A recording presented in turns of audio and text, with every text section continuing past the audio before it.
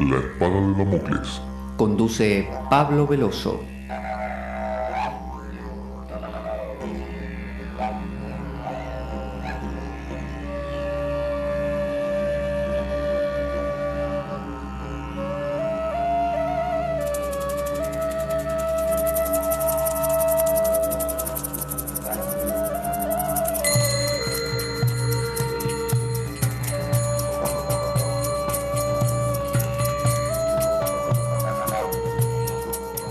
Tal como lo cortés no quita lo valiente, así lo hilarante no quita lo profundo. Y dado que la vida es un juego, aquí comienza La Espada de Damocles. La ficción más real que puedas concebir. La Espada de Damocles es un programa que por mera falta de objetividad cree ser diferente. Personajes mitológicos salidos de los más profundos avernos. Leyendas escabrosas y sin sentido. Curiosidades inquietantes e inútiles. Historias antiguas malversadas por nuestra incapacidad de entendimiento. Y cuentos carentes de profundo significado. También pretenderemos sin el menor éxito entender al ser humano en toda su dimensión. En suma, si quieres desperdiciar tu vida, aquí comienza La espada de Damocles. La ficción más real que puedas concebir.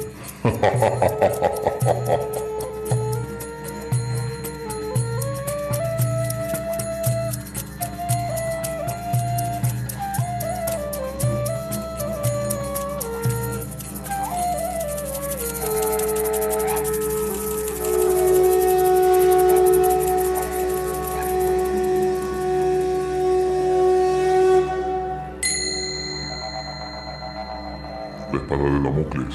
Conduce Pablo Veloso.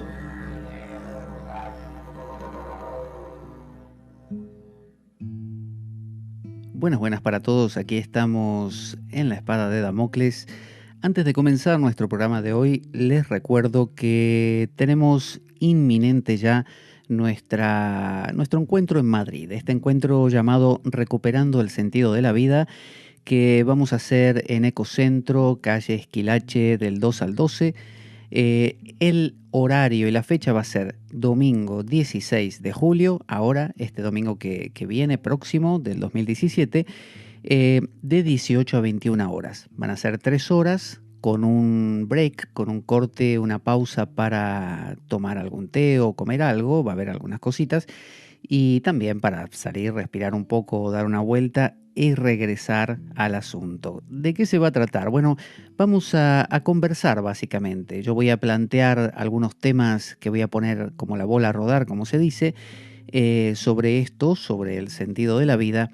Y luego vamos a abrir a preguntas, a que todos puedan volcar ahí sus dudas y también, ¿por qué no sus opiniones, que son las más enriquecedoras? Porque, como todos sabemos, nadie lo puede abarcar todo y cuando se da este enriquecimiento cruzado resulta muy nutritivo. Así que los espero a todos, no quiero repetirlo demasiado, pero pueden reservar su plaza, que es importante, a pablojveloso@gmail.com o pablojorgeveloso@gmail.com, porque las plazas son abundantes, pero nunca se sabe, así que no está de más reservarla.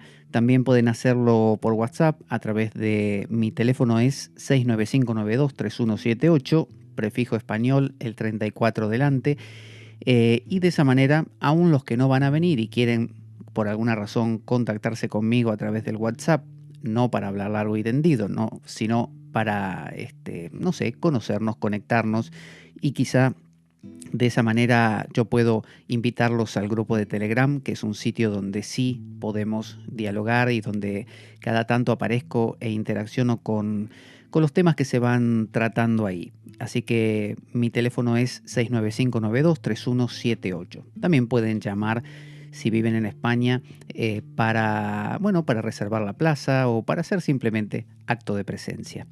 Bueno, ¿de qué estamos hablando? Estamos tratando el tema de los modelos con los que vemos la vida, los paradigmas, los Weltanschauung o como uno le quiera llamar. Son las gafas que nos ponemos para ver el mundo.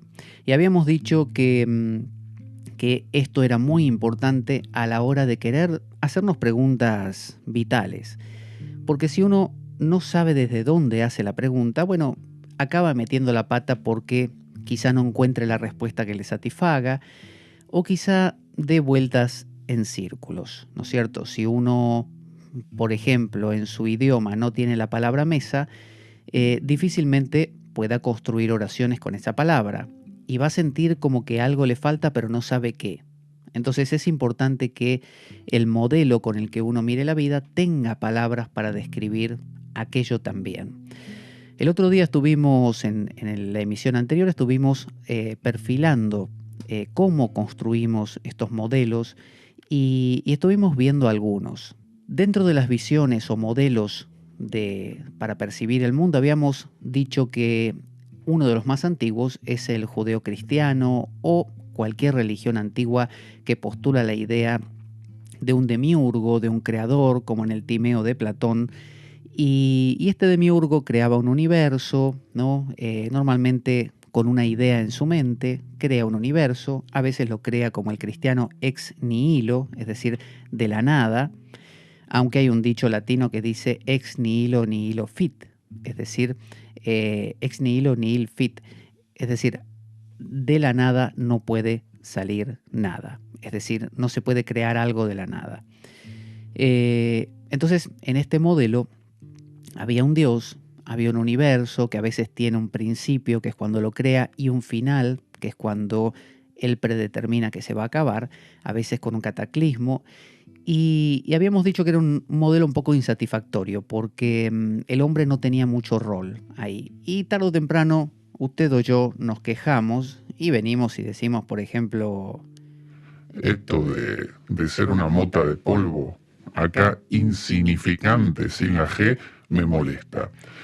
Yo quiero saber qué papel juego, ¿eh? Que mi plata no vale acá, ¿eh? Que lo mío no importa, no me gusta. Cambiemos el modelo, muchachos. eso es lo que solía pasar. En algún momento de la historia, de la evolución, ocurre que aparece alguna suerte de renovador, alguien que se cuestiona o que lo cuestiona al mismo Dios.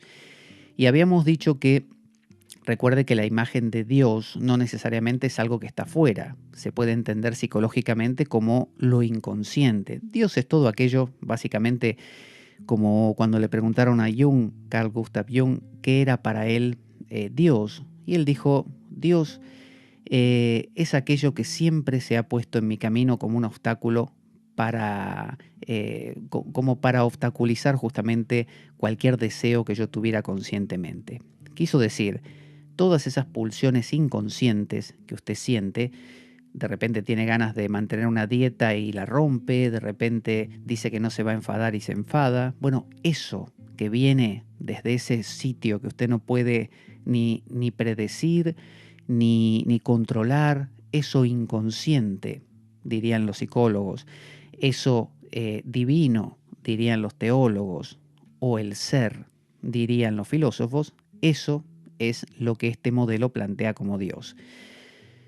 El hombre ahí no tiene mucho lugar, así que eso tarde o temprano evoluciona a un modelo que llamamos platónico, pero recibe distintos nombres, que básicamente consiste en decir que ese ser humano ahora no está aislado.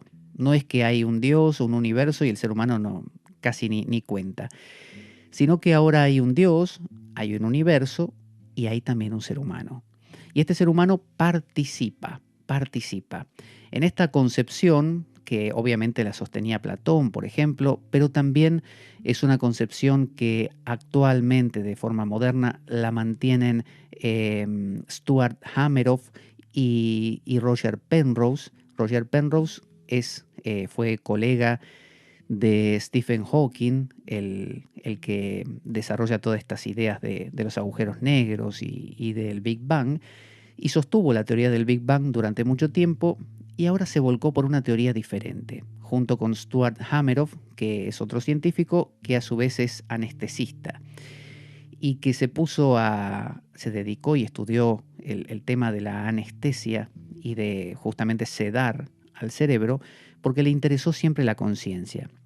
Entonces ellos desarrollaron una teoría de que nuestro pensamiento no es un pensamiento que esté localizado en el cerebro, no es un pensamiento que esté encapsulado en un cráneo, un tanto parecido a la teoría de Roger Bartra, que habla del exocerebro, es decir, un cerebro que no reside en mi cráneo. Y esto lo vemos hoy en día muy fácil con el tema de Internet. Si yo quiero pensar acerca de los elementos que componen mi pensamiento, muchos de ellos están flotando en la web. Es decir, son la Wikipedia, son Google y cosas así. Y también la mayoría de mis pensamientos no son míos. Son pensamientos que escucho, son pensamientos que recuerdo, son pensamientos que me dicen, son pensamientos que flotan en mi cultura, ¿no? Hay culturas donde flota el pensamiento de es inminente una guerra, otras culturas donde flota el pensamiento de, no sé, los otros, llámese árabes, chinos, lo que fuera, ¿no? Son los malos. Cada cultura tiene sus propios pensamientos y flotan ahí en el ambiente. Se viene el fin del mundo o no, todo el universo, no hay Dios, hay Dios. Todas esas ideas flotan.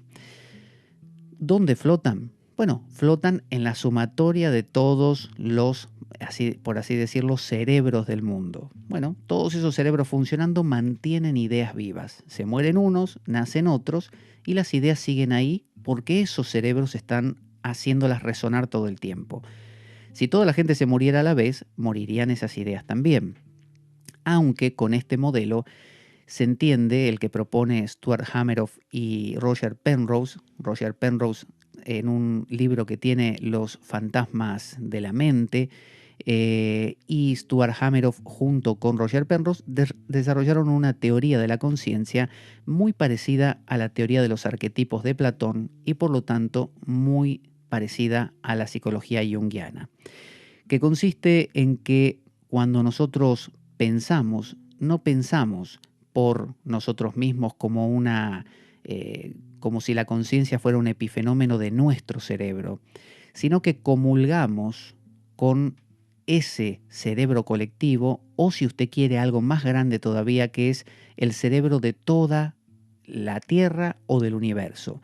Porque estos científicos proponen que la conciencia, la capacidad de ser consciente, es inherente a todo rincón del universo. Usted dirá, no puede ser eso, porque el ser humano, debido a la complejidad que alcanza el cerebro y las interacciones sinápticas de las neuronas, logra la sutileza suficiente como para generar una recursividad reflexiva que permita la emergencia de una entidad llamada el yo, que da cuenta de todo lo que observa, y a eso llamamos Homo sapiens sapiens. Por lo tanto, un vegetal no puede. Bueno, si entendemos que el ser humano es justamente muy complejo y por eso tiene esa recursividad y esa capacidad de ser consciente, podríamos decir que si yo golpeo una piedra, hace ruido. Si yo pellizco a un ser humano o lo golpeo, dice ay. El ay del ser humano es obviamente mucho más complejo que el ruido de una piedra. Sin embargo, el ruido de la piedra sigue siendo una reacción. Es decir, la piedra yo la toco y reacciona. El ser humano lo toco y reacciona. ¿El ser humano reacciona más complejo? Sí. ¿La roca reacciona más simplemente? Sí, pero ambos reaccionan. Es decir, ante un estímulo hay una reacción. Con esto, como un ejemplo simple, queremos decir que cualquier cosa en el universo ya contiene en simiente, no es que piense racionalmente una roca y resuelva una ecuación matemática de, no sé, segundo grado, no. Se refiere a que la roca tiene potencialmente lo mismo que el ser humano, pero en un grado muy rudimentario.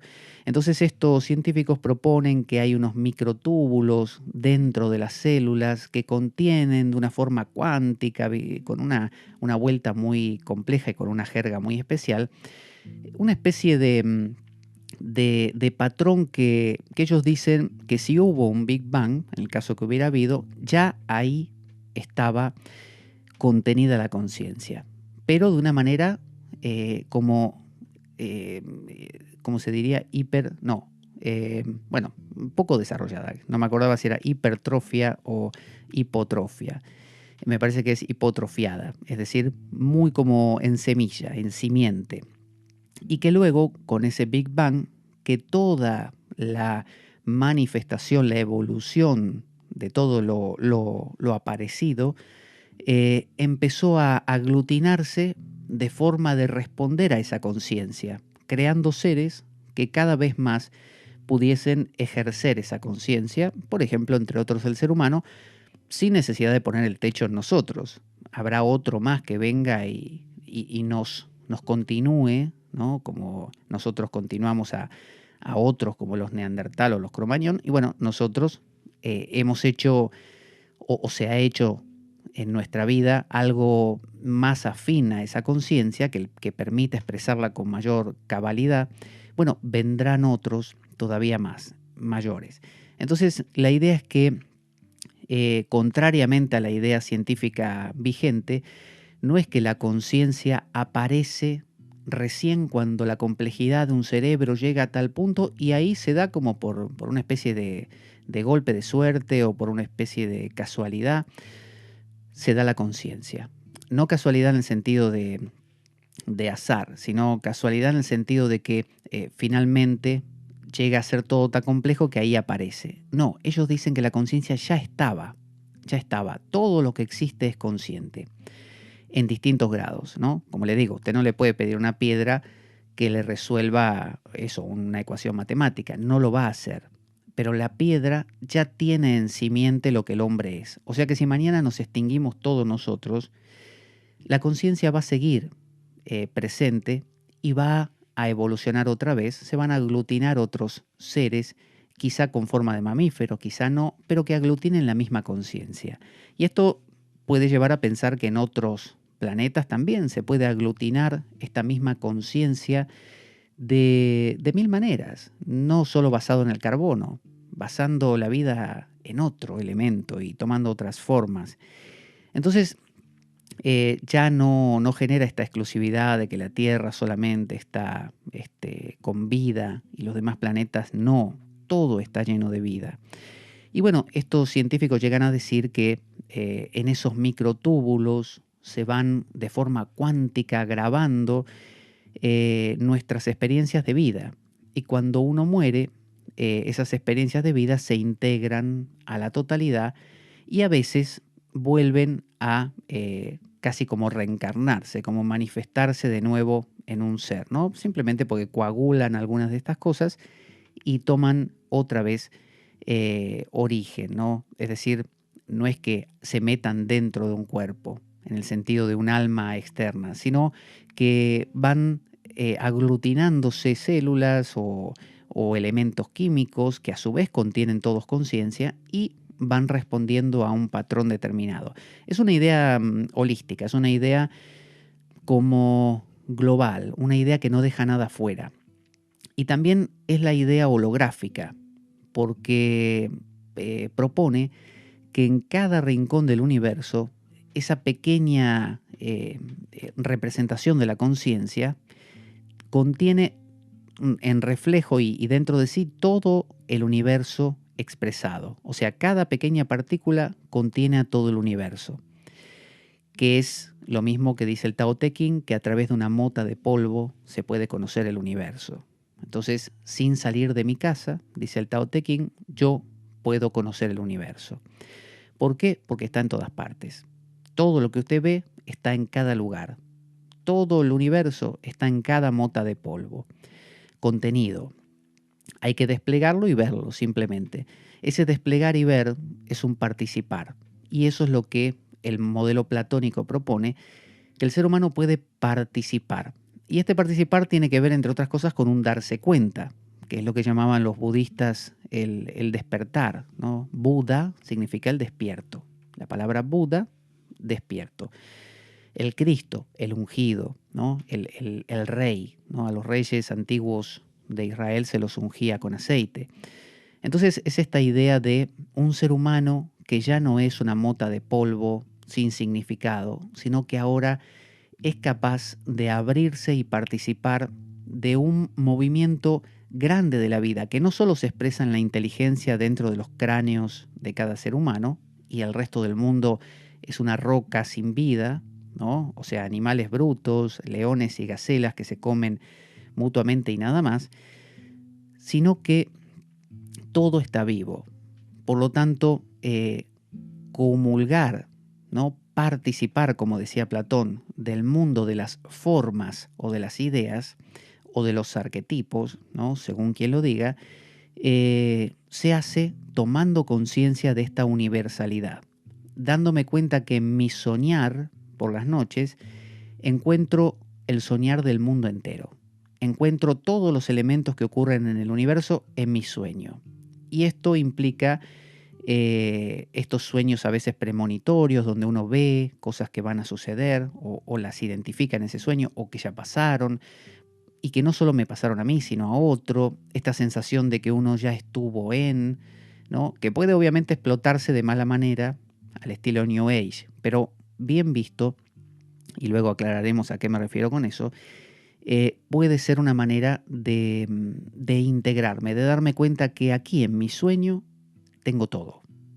Y que en esta meditación que hago cuando aprendo a descubrir, ¿no? Lo que yo de repente no soy, que es esa línea de pensamientos que continuamente atraviesa mi mente y que me distrae y que me engancho y por qué me engancho con esos pensamientos y empiezo a verlos y empiezo a descubrir que tienen historias que contar y que por eso aparecen recurrentemente y que si los observo a lo largo de un tiempo veo que hay ciertas historietas repetidas, 4 o 5 que se me repiten siempre, y empiezo a descubrir que esas historias se repiten siempre sencillamente porque yo, como individuo aparte, por alguna razón las rechazaba. Y ese individuo aparte, descubro un día, no existió nunca. Simplemente soy la totalidad expresada. Soy uno con todo ese movimiento de arquetipos, universo. Es un solo proceso. Cuando descubro eso, los pensamientos se acallan y uno despierta. Entra en lo que se llama el estado de Buda. Es decir, uno no lucha más contra los pensamientos, no porque los haya vencido, sino porque uno ya no les presta atención, porque lo que desaparece no es el yo, sino la sensación de que yo soy algo aparte del universo. Ahora descubro que arriba de mi cabeza había más. No había un techo, había más. Ese había más es el mundo de los arquetipos. Es como si fuera un mundo entero de dioses, teológicamente puede decirse así, psicológicamente los arquetipos, platónicamente las formas, a nivel de esta teoría de Hameroff y de Penrose, serían las formas geométricas, elementales, como las platónicas, cuánticas al mismo tiempo. Yo no me voy a meter en eso porque no conozco tanto la teoría cuántica, o muy poco, pero se refieren a eso, a formas originales, como si el universo no sé, si fue un Big Bang, al explotar, al manifestarse, o simplemente si existió de por siempre, ya contiene dentro de sí todo lo que va a expresarse de mil formas. Por eso es que Jung hace hincapié tanto en que hay caminos repetidos y que si uno quiere saber qué le va a pasar, ¿no? Hacia dónde va a ir su vida, sirve de mucho ver las mitologías del mundo. Si yo quiero saber, no sé, por qué tuve este sueño o qué me dice este sueño, o quiero saber, por ejemplo, cómo lidiar con tal problemática, si yo miro los mitos y veo lo que les pasó a otros hombres a lo largo de la historia, y que lo volcaron en estas mitologías, eso que les pasó se vuelve a repetir. O sea, lo mismo que sintió Hércules cuando bajó al Averno, lo voy a sentir yo cuando me enfrente a mis propios demonios. Es lo mismo. Entonces, lo que le pasó después a Hércules es lo que me va a pasar a mí después. Entonces, empezar a ver patrones es lo que nos permite darnos cuenta de que no somos una mota aislada ahí a la buena de Dios. Y este modelo, que es un modelo cosmoteándrico, diría Raymond Panikar, porque une el cosmos, el mundo, que ya no me es ajeno, ahora yo soy el mundo, La partícula te viene de teos, Dios, y ándrico, hombre. Entonces, cosmos, Dios y el hombre, cosmoteándrico, las tres cosas. En este modelo se utilizan obviamente las matemáticas, como habíamos dicho, no como una invención que se nos ocurrió, sino como un descubrimiento, que ya lo vamos a desarrollar, como algo que descubrimos. Ahora vamos a avanzar un poco más y vamos a ver los dos modelos que continúan, que ya los vimos la vez anterior, pero con otra óptica. ¿Por qué no duró este modelo? ¿Por qué apareció ahora este hombre Penrose y Hameroff y otros que lo van propugnando a lo largo del tiempo, pero no dura?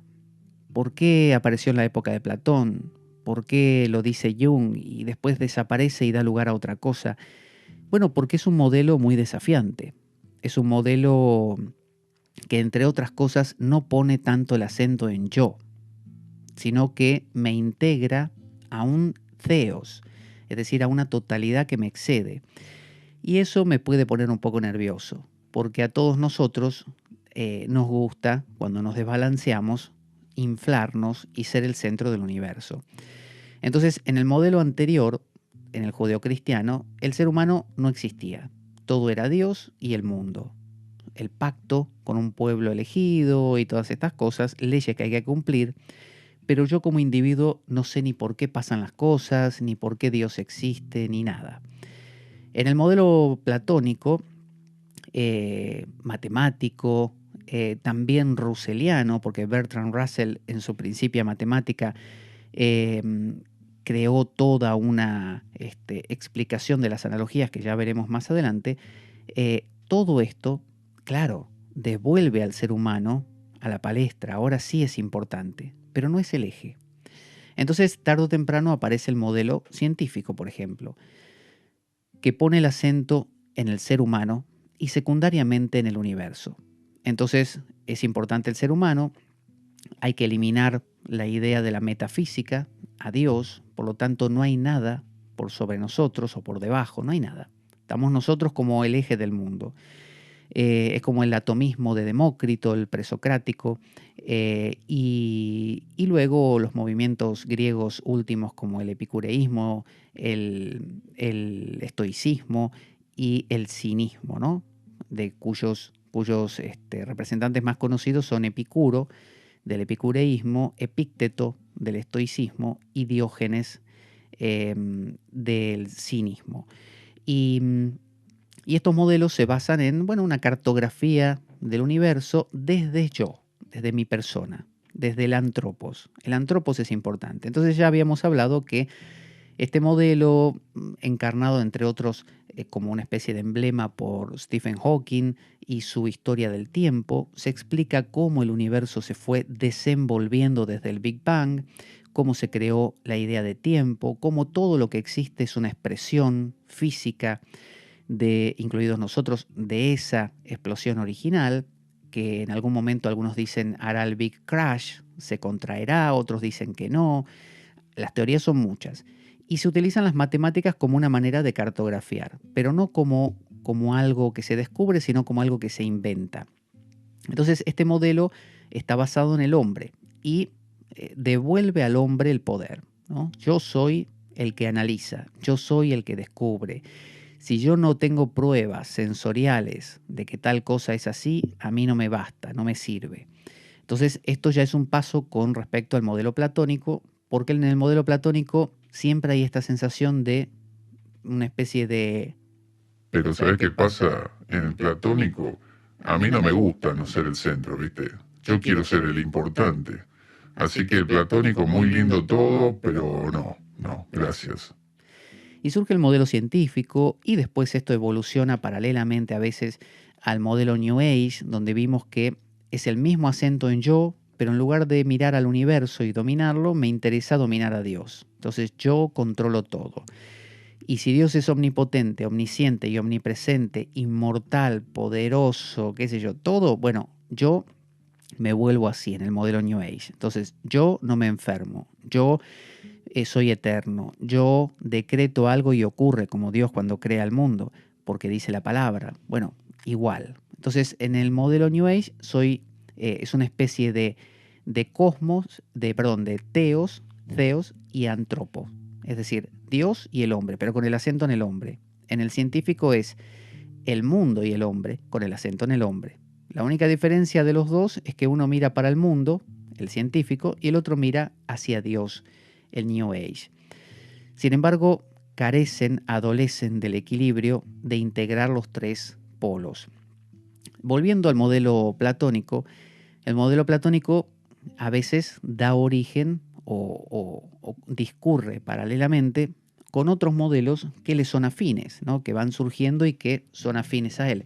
Por ejemplo, uno de los modelos que se ha popularizado hoy en día es el modelo no dual, el no dualismo, el Advaita, que es una antigua filosofía que la tiene la India y la tienen otras culturas, el propio cristianismo con Meister Eckhart, por ejemplo, la nube del no saber, o Dionisio Areopagita. Bueno, tiene muchos antecedentes y lo tiene presente. Cada cultura tiene.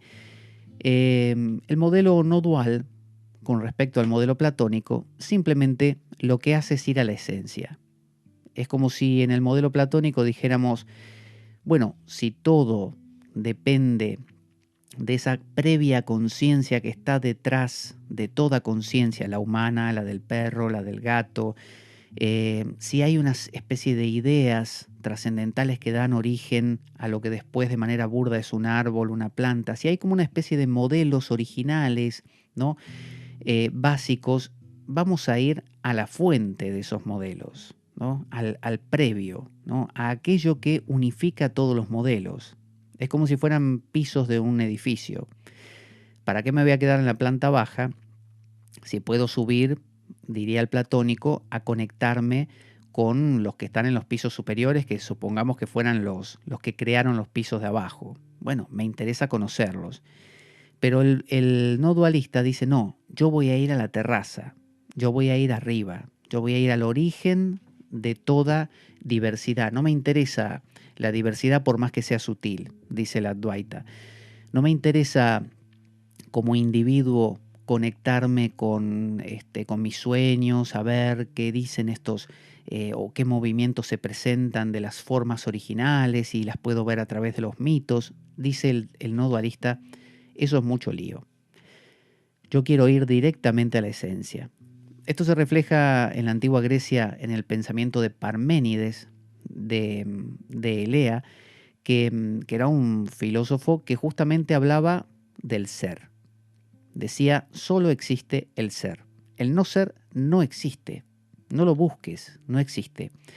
Decía, no te bases en los sentidos siquiera, porque cualquier cosa que quieras pensar, no sé, tocar, oler, ver, no existe. No existe. No pierdas tiempo.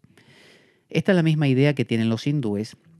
Con esto quiero decir que aparece en todas las culturas y es como una especie de atajo, ¿no? Es como si el platónico dijera, me gusta estar donde estoy, me gusta conocer la fuente de todo lo que soy, me gusta conocer cómo se expresa en la variedad, en la mosca, en el perro, en el gato, me encanta y además me gusta verlo en mí y así estoy contento. Participo de todo, soy un participante. Pero el modelo no dual dice no, eso es demasiado barroco, demasiados sueños, demasiadas imágenes, demasiado arquetipo diría Jung, de ánimos, de ánima, el arquetipo de la madre, del padre, el complejo de Edipo, es mucho, dice el no dualista. Yo voy a ir directamente a la fuente. Yo voy a ir directamente a ese momento, una especie de Big Bang, un momento donde todo esto directamente todavía no surgió. No es un todavía no surgió porque estaría más allá del tiempo esto, pero sería como, para explicarlo así, es como lo que los hindúes llaman Brahman. Brahman significa lo infinito, ¿no? Lo que lo abarca todo. Entonces dicen los hindúes que, no dualistas, que existe lo que se llama Avarana y lo que se llama Vikshepa. Avarana significa sobreimposición y Vikshepa significa proyección. Entonces, dicen ellos, yo voy caminando por la calle y de repente veo una cuerda enroscada que está tirada en el suelo y me asusto pensando que es una serpiente. Luego me doy cuenta que era una cuerda y me río de mí mismo y listo. Entonces dicen ellos, ¿ves? Cuando viste la cuerda por primera vez, no sabías que era una cuerda, es decir, la confundiste, le sobreimpusiste, o sea, le pusiste encima algo que no era. Dijiste es una serpiente, pero nunca fue una serpiente, siempre fue cuerda. Lo que pasa es que para vos era una serpiente. Y mientras lo creías te asustaste. De hecho, hasta proyectaste Vikshepa.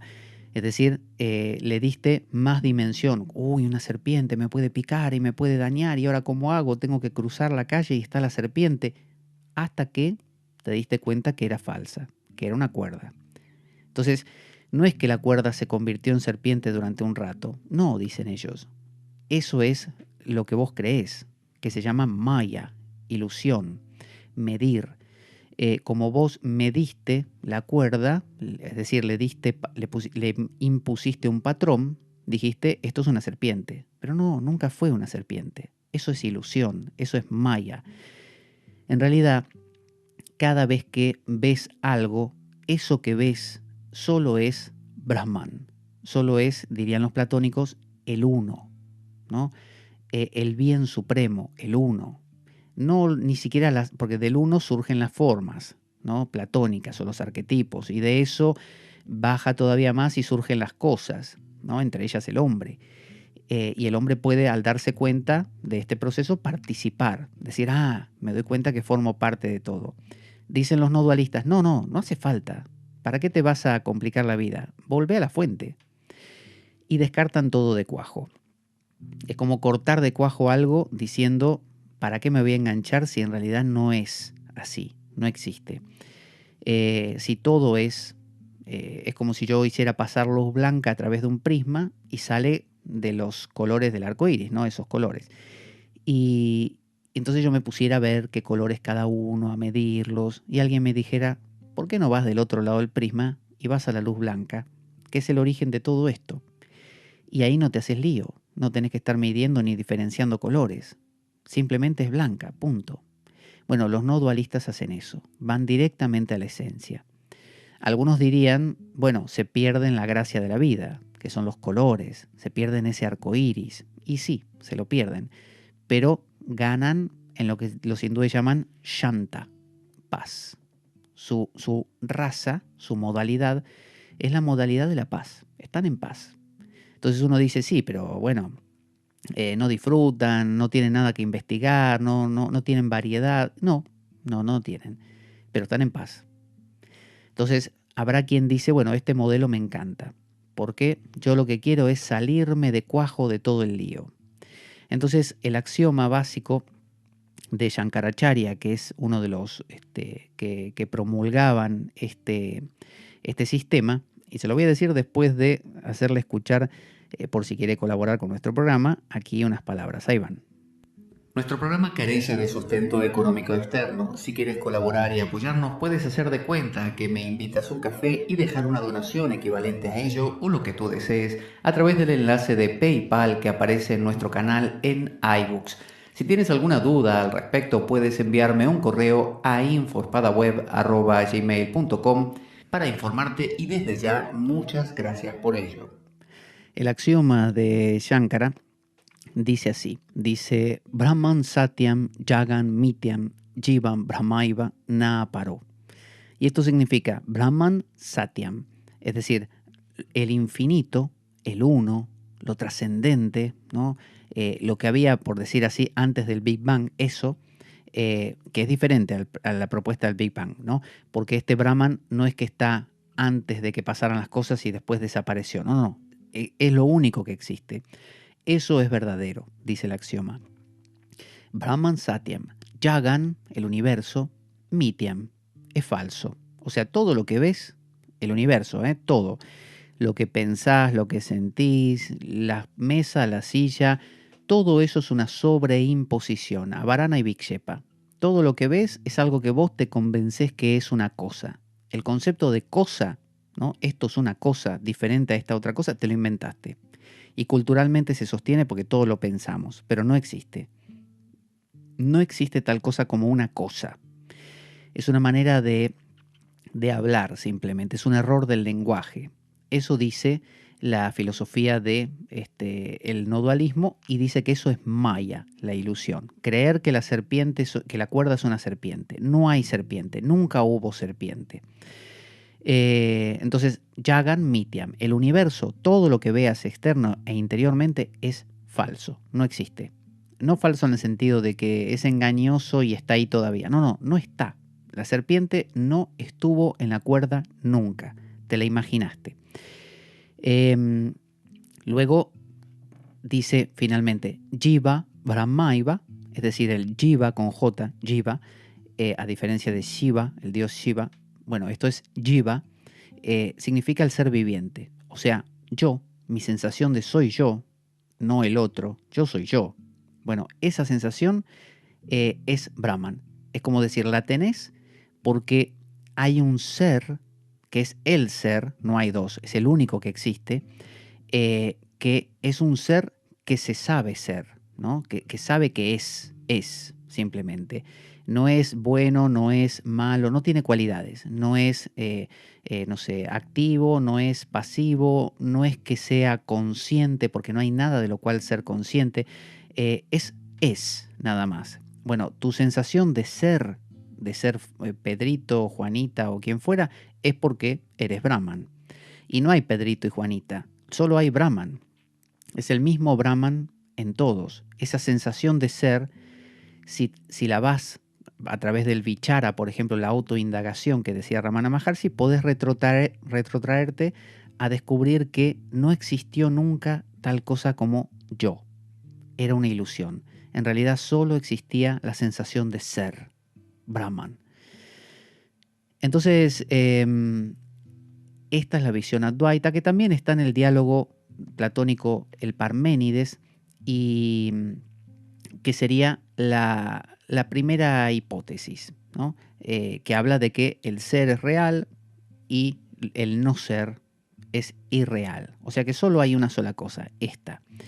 El jiva, ¿qué puede hacer? ¿Cuál es su proceso para descubrir esto? Viveka, discernimiento. Empezar a preguntarse, ¿esto es así? ¿Esto es asá? ¿Por qué veo a la serpiente en esta cuerda? ¿Será una serpiente verdaderamente? ¿No será una cuerda? ¿Realmente es así?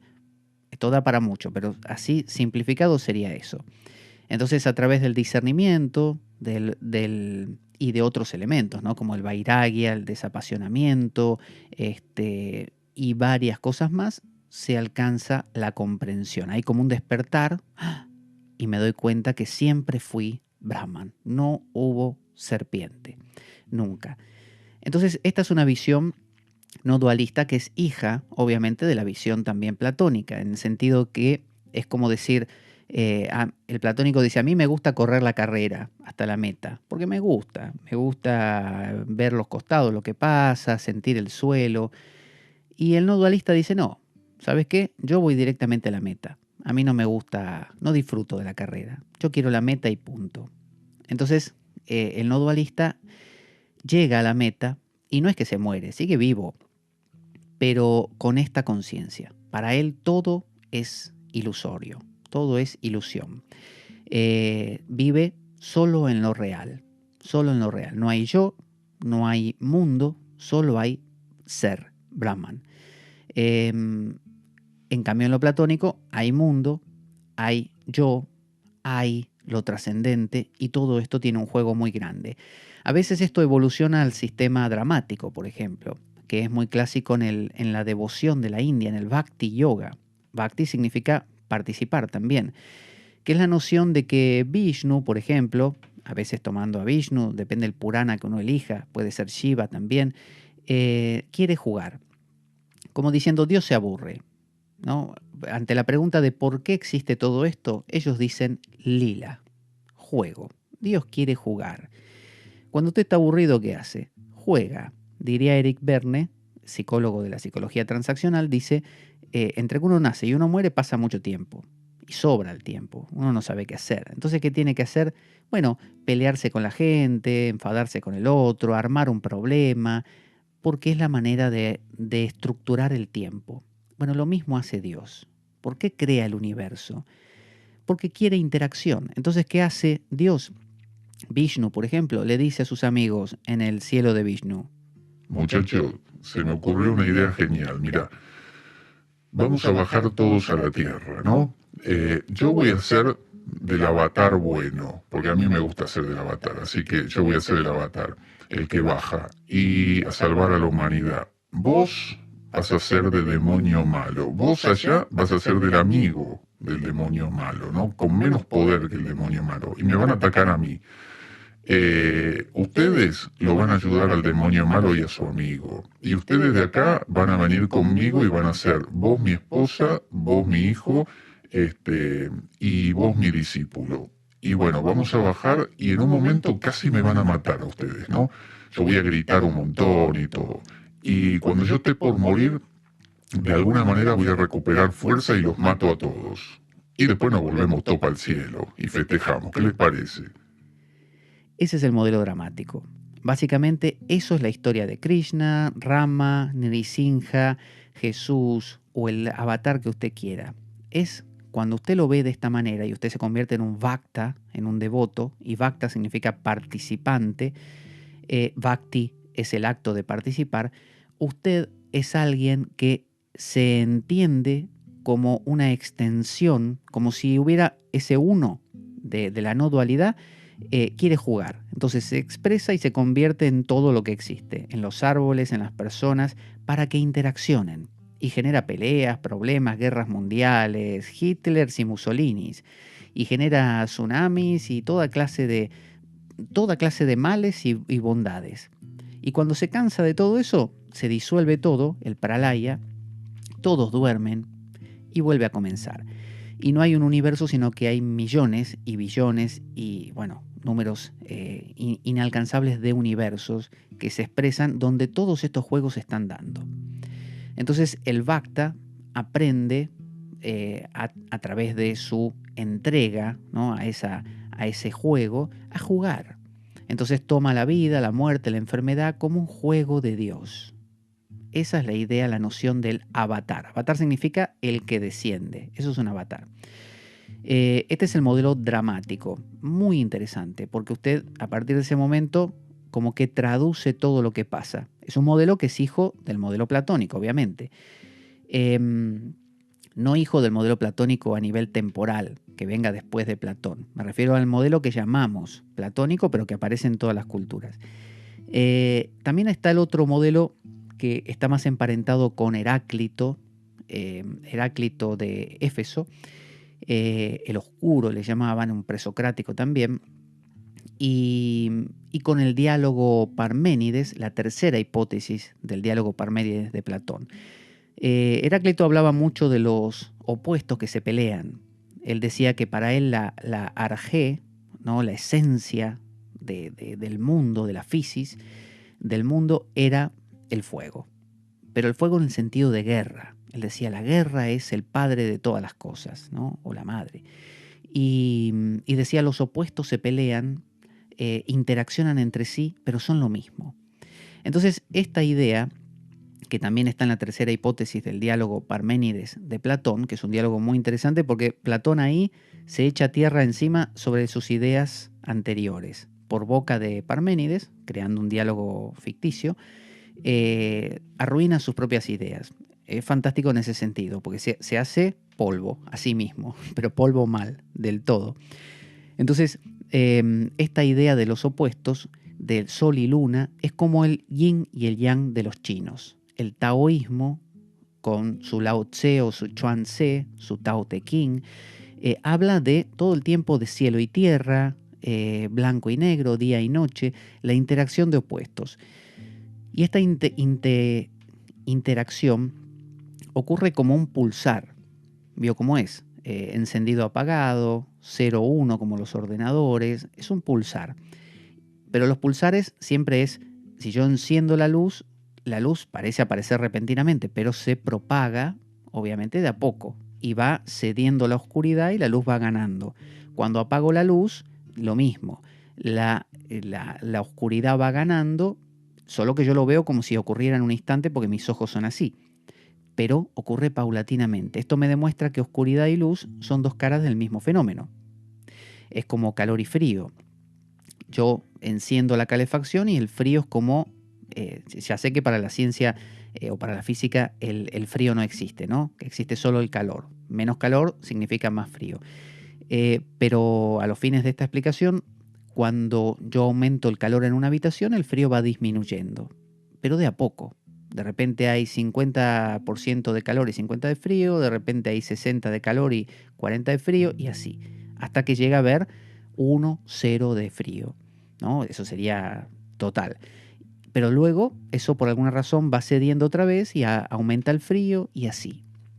Entonces, en este modelo taoísta, el problema, digamos, a resolver, el sadhana, porque en cada modelo hay algo que el hombre tiene que hacer. Bueno, el hombre en el modelo taoísta, que es un modelo también cosmoteándrico, al igual que el dramático es cosmoteándrico, porque el hombre tiene un lugar, el mundo tiene un lugar y lo metafísico tiene un lugar. En el caso del no dualismo es un sistema, directamente es teísta, porque solamente es Dios, no hay otra cosa. No hay hombre, no hay universo, ¿no? Es como si dijéramos solo Dios, ¿no? Solo lo metafísico. No con el nombre Dios, porque no se personaliza, es como impersonal, ¿no? Entonces, en el modelo taoísta existe el cielo, la tierra y el hombre en medio, cosmoteándrico. Y la cuestión es que el hombre lo que tiene que ir poco a poco desarrollando es la no identificación con un solo polo. Si yo me identifico con lo caliente y digo me gusta lo caliente, estoy en problema, porque voy a luchar contra el frío como si fuera un otro. El día que descubro que calor y frío son dos caras de la misma cosa, que no puedo tener calor sin frío, si yo caliento algo, por ejemplo esta habitación, muchísimo, cuando salga me muero de frío, aunque haga calor afuera, porque esta la calenté mucho. Es decir, yo al calentar esta genero frío afuera. Si yo, no sé, hago bien, hago el bien, hago el bien, hago el bien, hago el bien, llega un momento que de tanto hacer el bien acabo haciendo el mal. Porque en mi afán de bondad acabo dañando, metiéndome en la vida de otros, o obligándolos a hacer lo que no quieren, torciéndolos para mi lado. Y por otro lado, si hago demasiado mal, llega un punto que ese dañar al otro elimina quizá a todos los otros seres que existen o crea una revolución por parte de esos seres y se restablece de nuevo un equilibrio. Es decir, exceso de cualquiera de los dos, como decía William Blake, el camino del exceso lleva al palacio de la sabiduría, el exceso de cualquiera te lleva al otro. Por eso en el yin y el yang, en el lado blanco hay un punto negro y en el lado negro hay un punto blanco. Entonces, la idea del taoísmo y de la visión taoísta en cualquier parte del mundo, como Heráclito, es no te quedes con un polo. Nadie es macho, nadie es hembra totalmente, nadie es bueno del todo, nadie es malo del todo. Todos somos esa interacción. Es una visión mandálica, donde vemos la vida como una totalidad, una polaridad al mismo tiempo, como una carta natal, astrológica, donde no existe Aries sin Libra, no existe Tauro sin Escorpio, no existe Géminis sin Sagitario, no existe Cáncer sin Capricornio, no existe Leo sin Acuario y no existe Virgo sin Piscis. Parecen estar en lados opuestos de la carta natal, ¿no? A 180 grados cada uno del otro, y sin embargo son dos maneras de hablar de lo mismo. Entonces, toda la visión taoísta es una visión integradora. Es una especie de no te vayas a ningún extremo porque no conviene, porque la vida no son extremos, la vida es una interacción de opuestos.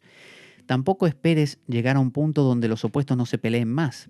O sea, no busques el equilibrio en el sentido de la inmovilidad, ¿no? No existe la inmovilidad, dicen los taoístas. Existe el movimiento continuo. Entonces no quieras inhalar y no exhalar. Después de la inhalación viene la exhalación. Exhalá, sentite feliz. ¿Te enojaste? ¿Qué importa? Después se te va a pasar. El problema es cuando vos querés no enojarte. Entonces cuando te enojes vas a estar enojado y a la vez enojado por estar enojado.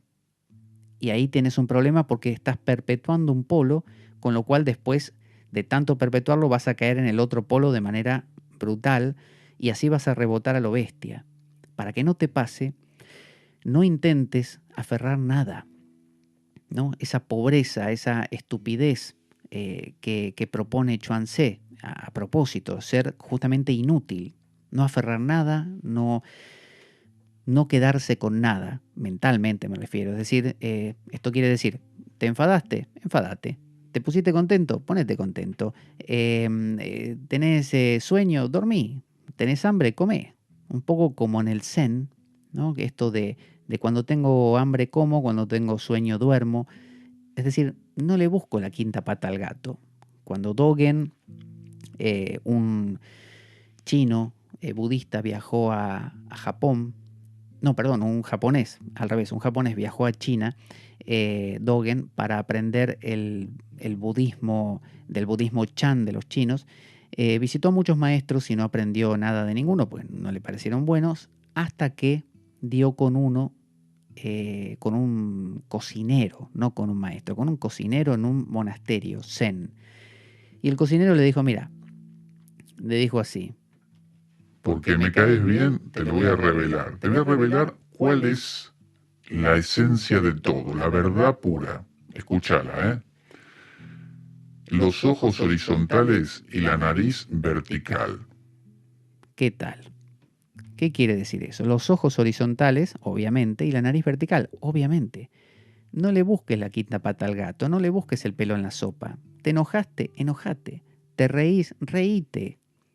No te enfades por estar enojado, no te rías de reírte o no intentes detener la risa porque ya es mucha.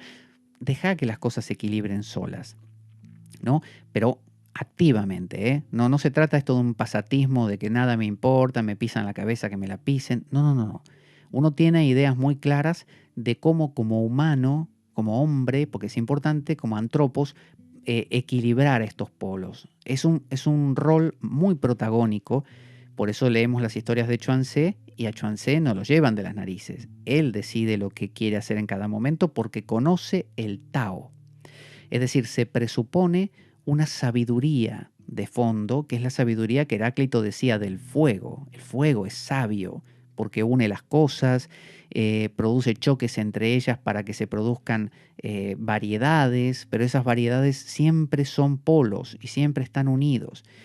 Entonces, bueno, daría para hablar mucho de ese modelo también. Pero fijémonos cómo hay modelos más desequilibrados porque ponen el acento en una parte nada más, como el modelo judeocristiano o el modelo antiguo en general, que ponía el hincapié en Dios y el universo, pero no en el hombre, entonces el hombre le falta. El modelo científico que pone el hincapié en el hombre y secundariamente en el mundo, que es lo analizado. Y bueno, se ha encendido acá un audio en el móvil. Entonces son cosas que pasan en la radio en vivo. Y bueno, justamente ese era Stuart Hameroff, hablando de Roger Penrose. Bueno, en el modelo científico se hace hincapié en el hombre y secundariamente en el mundo.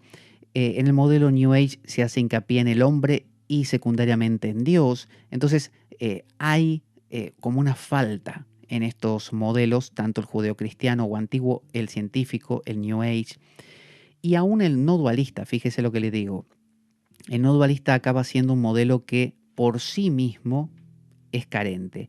Acuérdese que el no dualismo está en la India cuando se vive plenamente y cabalmente integrado a todo un sistema de vida. Es decir, Nisargadatta Maharaj, por ejemplo, representante muy claro de este sistema, o Ramana Maharshi, otro más, mucho más famoso todavía, ambos hacían puya, que es la adoración diaria a las deidades, hacían su sadhana, leían las escrituras, las recitaban, adoraban a su gurú, es decir, un montón de cosas que son de este mundo. Es decir, hay un valor cuando se integra lo no dual a lo cotidiano, que es también la propuesta del Tantra, traer lo no dual aquí, a lo cotidiano. Ahí sí hay un equilibrio con este sistema no dualista entre el teos, el antropos y el cosmos. De lo contrario, acá en Occidente lo que suele pasar con el modelo no dualista, que es lo que vemos en todas partes, es que cuando una persona está cansada del modelo científico porque solamente es yo observando al mundo y controlando al mundo y no tengo una dimensión más profunda, más metafísica, no hay Dios arriba, no hay Theos, o se cansan de la New Age porque es una especie de yo soy Dios, yo controlo todo, demasiado inflado, buscan cortar de cuajo y dicen, me encantó la no dualidad porque es yo no existo, el mundo no existe, solo existe el ser. Y todo lo que veo no vale nada, ni 2 pesos, nada. Entonces empiezan a vivir una vida como si estuvieran casi muertos, como una especie de nada, todo me da igual, una especie de apatía total, que era lo que buscaban tanto los epicúreos como los estoicos como los cínicos, la ataraxia, la imperturbabilidad, que nada me afecte. Entonces muchos practicantes del no dualismo aquí en Occidente lo abordan desde el modelo científico, ¿no? Y se vuelven súper técnicos en este discernimiento de lo que es, de lo que no es, o desde la New Age y se vuelven como ahora yo soy el ser, ¿no? Ya no existo como individuo, yo soy el ser, por lo tanto soy eterno, soy Brahman. En realidad el abordaje coherente es el abordaje que los hindúes utilizan, que es el abordaje desde su tradición. Es decir, seguir adorando, seguir practicando, seguir cantando mantras, seguir bailando, pero con el perfume no dual. Así que ahí vemos. Tenemos estos modelos, hay algunos otros más que he dejado fuera, pero bueno, estos son los esenciales. Modelo antiguo de Dios y el mundo y yo no existo. Modelo platónico que incluye al hombre, al universo, al mundo metafísico, hay un todo funcionando. Hijos de este modelo platónico, el no dualismo que busca directamente la esencia, pero que la integra, la sabe integrar a la cotidianeidad. El modelo dramático que toma todo como un juego, ¿no? Donde ve todo esto expresándose en forma de juego. El modelo taoísta que lo ve expresándose en forma de guerra, de contienda de opuestos, de equilibrios y desequilibrios continuos de los opuestos y el hombre como protagonista de todo este juego, pero obviamente sujeto a cielo y tierra también, es decir, a una totalidad, no el hombre como medida de todas las cosas. Y después tenemos el modelo científico, que corta de cuajo con todo esto y dice, no, no me interesa lo que está arriba, es muy, muy intangible, me voy a quedar con lo que puedo tocar sensiblemente, el universo, y lo voy a manejar a mi placer, con las consecuencias de destrucción. Y el modelo New Age que hace lo contrario, se basa en Dios y quiere controlar a ese Dios en el sentido de convertirse en él, ser como él, y el mundo pasa a ser secundario, no le importa. No estoy diciendo que los modelos, ya para terminar, sean mejores ni peores, ni siquiera el científico, New Age o el antiguo. Son todos válidos. A veces son modelos de transición. Tengan en cuenta que la procesión viene modelo antiguo judeocristiano, modelo platónico, ¿no? Más rico, porque hace falta. Luego nos cansamos de eso porque decimos, no, es muy complejo, mejor no quiero ser yo una cosita más del universo, quiero ser el extremo protagonista. Entonces viene el científico. Luego decimos, no, no, me falta lo de arriba, New Age, me voy a lo de arriba, me olvido de lo de abajo. Tarde o temprano digo, no, pero me falta algo y volvemos al platónico. Y así va viendo como una alternancia. Igualmente lo platónico, taoísta, dramático, no dual, nunca son populares. Lo más popular es donde el ser humano tiene un protagonismo, que es o bien el científico o bien el New Age, que son los dos que se pelean siempre. Está el científico que trata de descalificar a las pseudociencias del New Age y el New Age que trata de reírse del científico porque es muy materialista. Y así están, se pelean siempre, que es a veces el abordaje de la New Age lo toman los religiosos, de repente un católico empieza a pensar al estilo New Age, como que yo porque rezo Padre Nuestro me lo compro a Dios, y el materialista o ateo se ríe de eso, el científico, pero a la vez el científico hace culto a la materia y carece de profundidad y su vida no tiene sentido. Entonces empieza a haber un juego que cada tanto hace emerger un modelo de este estilo platónico más integrativo, a veces se pierde otra vez. Entonces sepamos enriquecer nuestros modelos, sepamos disfrutar del que estamos, sepamos si nos gusta el que estamos, permanecer en él y no exigirle más de lo que puede dar, no reírnos mucho de los otros modelos porque los otros son aquellos en los que nosotros mismos caemos de vez en cuando. Así que este es el punto de partida para pensar. Así que hasta el próximo programa me despido, vamos a escuchar nuestra cortina. Ahí va.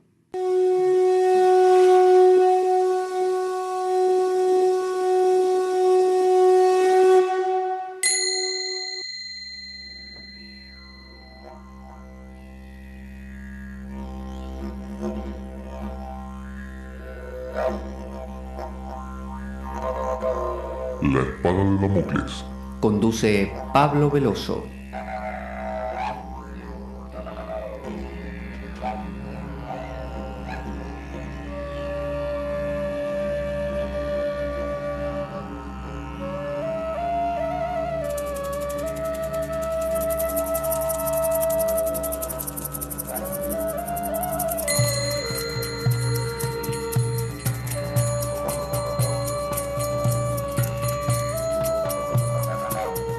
Y dado que la vida es un macabro juego, concebido por una mente perversa, únete a nosotros en nuestro próximo programa, cuando escuches las siguientes palabras.